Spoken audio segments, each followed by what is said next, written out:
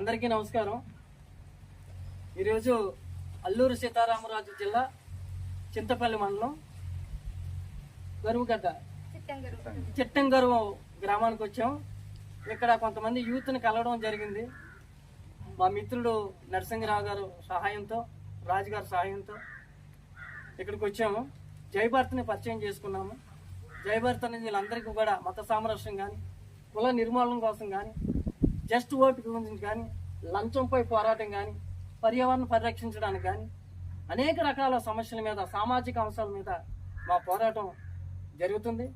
ఏదైతే మన భారతదేశాన్ని మహనీయులు గాంధీ, అంబేద్కర్, నారాయణ గురు ఇటువంటి మహనీయులందరూ కూడా, ఖాన్ అబ్దుల్ గఫర్ ఖాన్ ఏదైతే స్వతంత్రం తెచ్చిపెట్టారో మనకి, వాళ్ళ యొక్క త్యాగాల ఫలమే మనం ఈరోజు ఈ విధంగా మనం ఉన్నాం.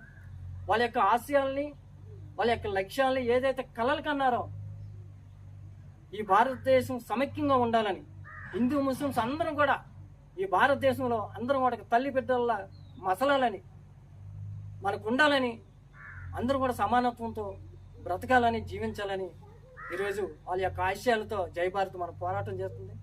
అందుచేతనే ఈరోజు ఇక్కడ జయభారత్ గురించి నేను పరిచయం చేసుకుని వచ్చాను. కాబట్టి రేపు ఈ ఆంధ్రప్రదేశ్లో చాలా సభలు ఎస్సీ, ఎస్టీ, బీసీ సామాజిక రణబీర్ అనే పేరుతో 100 సభలు రెండు రాష్ట్రాల్లో జరగబోతున్నాయి. ఆ సభలకి మీరు అందరూ కూడా రావాలని, జయభారత్ కోసం తెలుసుకోవాలని, ఇంకా ఈ యొక్క జిల్లాలలో ఈ ఉద్యమాన్ని ఇంకా విస్తరించాలని నేను కోరుకుంటూ ఈరోజు మంచి అవకాశం ఇచ్చారు.